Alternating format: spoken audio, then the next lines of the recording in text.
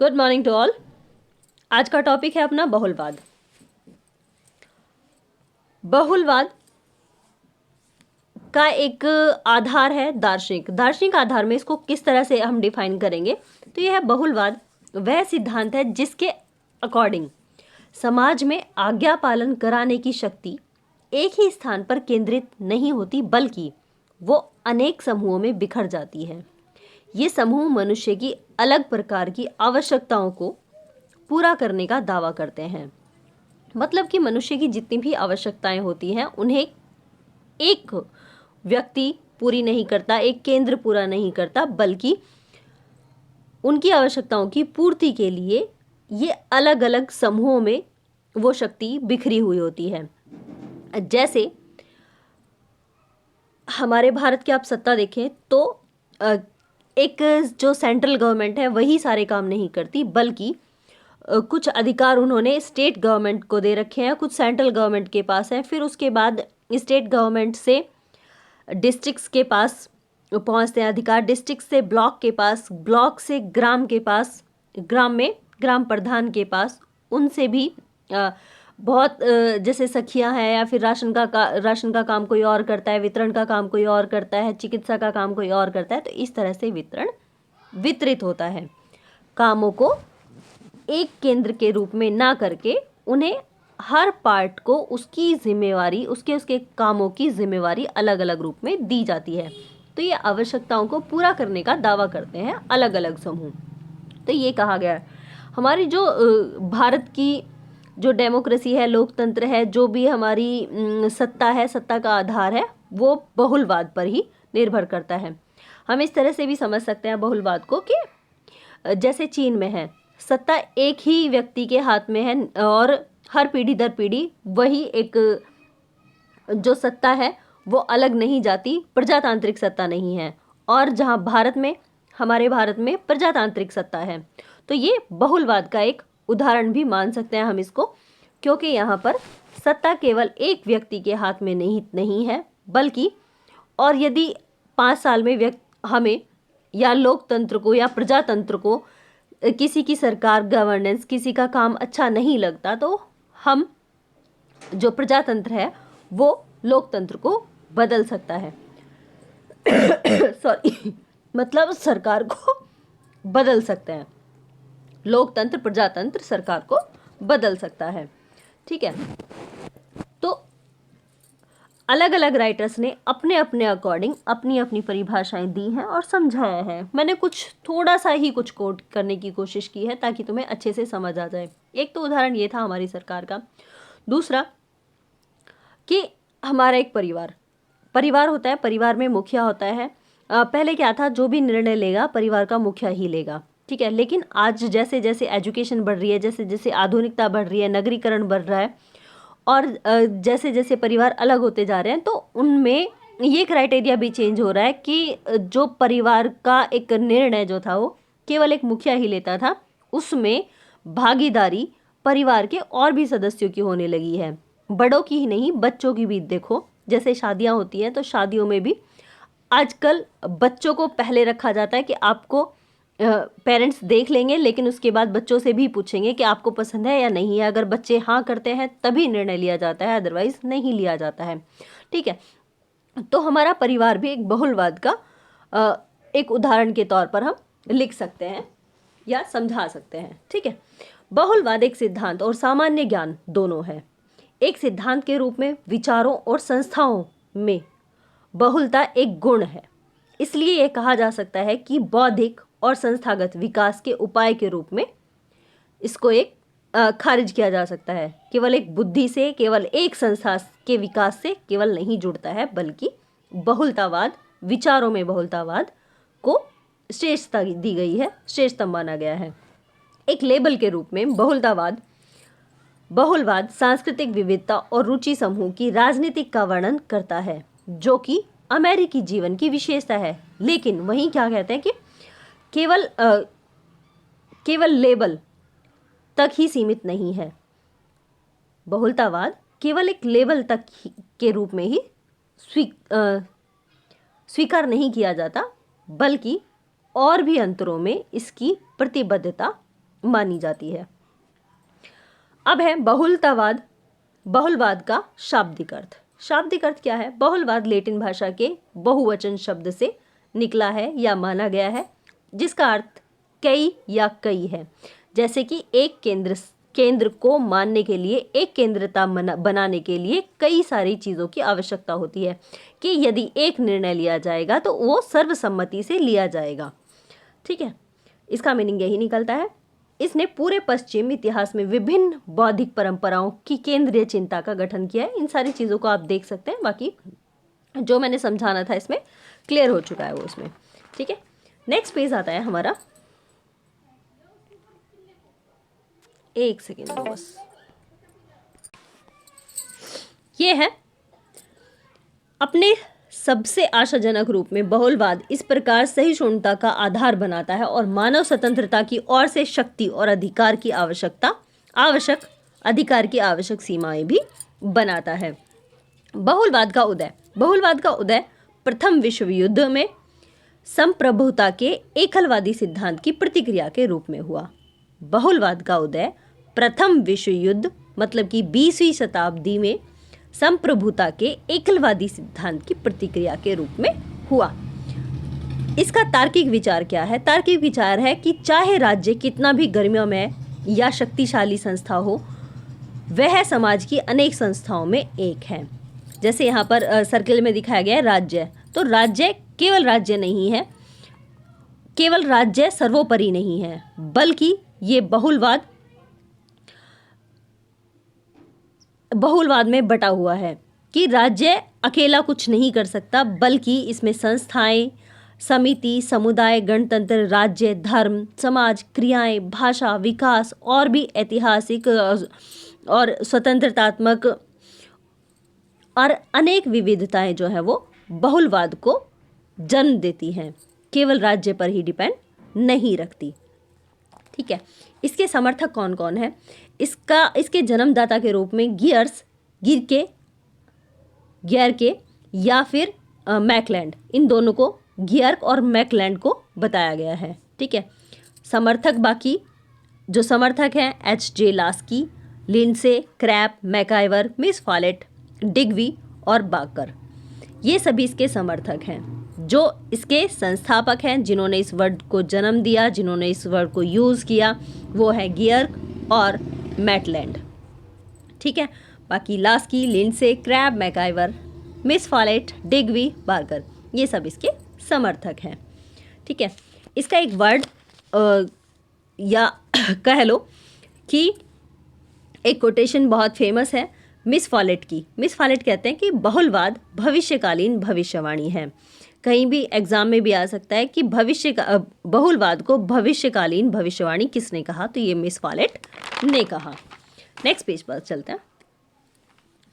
इसमें एक छोटे से कोट और है जो कि 6 सामान्य प्रस्ताव बहुलवाद के राजनीतिक सिद्धांत के अभिन्न अंग हैं।